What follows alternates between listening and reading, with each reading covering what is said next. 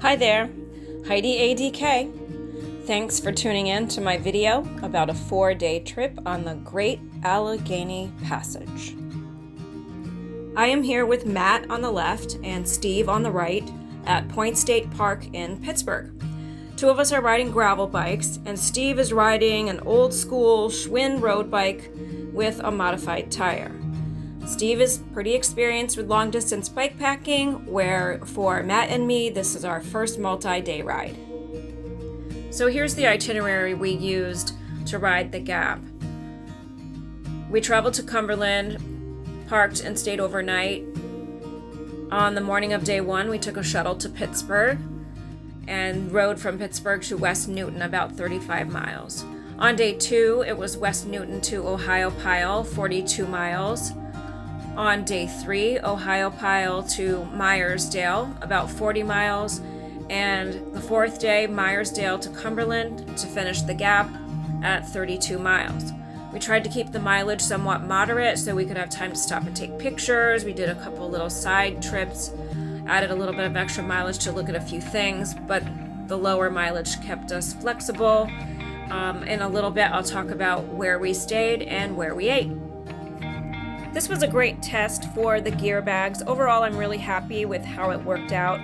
The seat bag has shock cords that held a shoe bag on top. A top tube bag was great for small trail essentials. I had a phone holder and water bottles.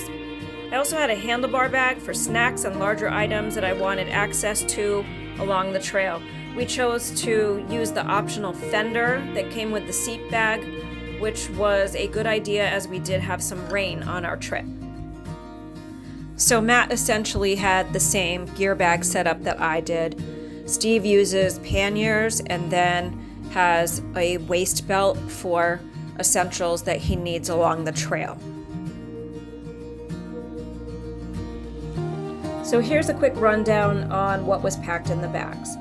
I brought 2 biking shorts for the trail, plus 2 biking tops, 2 pairs of socks and 2 sports bras, along with a long sleeve tech shirt, a pair of long mid-weight tights, a quarter zip fleece shirt, a convertible jacket. You could wear it as a vest or a jacket. It was a great wind layer. And I also brought a waterproof rain jacket and biking gloves.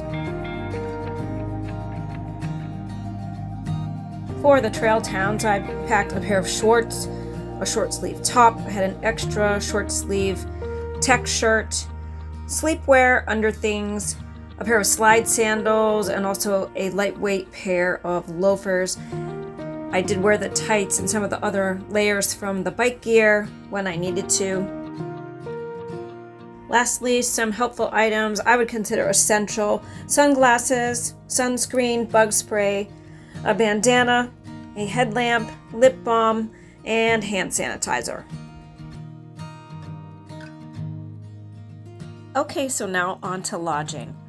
Our first night before we began riding was in Cumberland at the Fairfield Inn and Suites, which allows bikes in the room, and the free long-term parking for the trail is right next door. After riding from Pittsburgh to West Newton, we stayed at Bright Morning Bed and Breakfast. They had a separate bike storage, and they had lodging in 3 separate buildings. The next night we rented a 2-bedroom unit with a living room and a full kitchen. It was called Stay in Ohiopyle. There was a very convenient laundromat just steps away from where we stayed. Lastly, in Meyersdale, we stayed at Yoder's Guest House. This is a true gem along the route.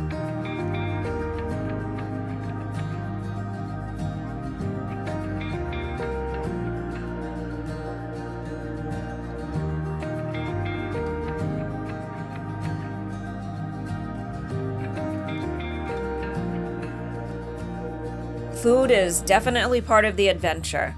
We found that some knowledge on food in trail towns is important, especially for lunch. Some of our stops included a sports bar, a bistro, a gas station, a grocery store, a diner. One of my favorites was Rock City Express in Rockwood. They were serving sloppy joes that day. We did encounter some food options that were closed that day, that particular day, or had already closed for the day. So pay attention to the day of the week and the timing when you're planning for your meals. Here's an unexpected refreshment stop someone set up in their backyard. This was really great.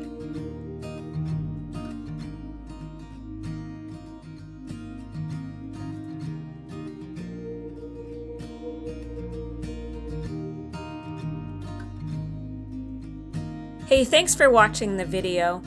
I was really excited after this trip, and I just wanted to share the adventure and some of the information that I learned being a new bike packer. This definitely is not going to be my last trip. I'm looking forward to many trips in the future. If you have any comments, feel free to leave those. You can thumbs up my video. That would be awesome. And hey, have fun and stay safe out there on the trail.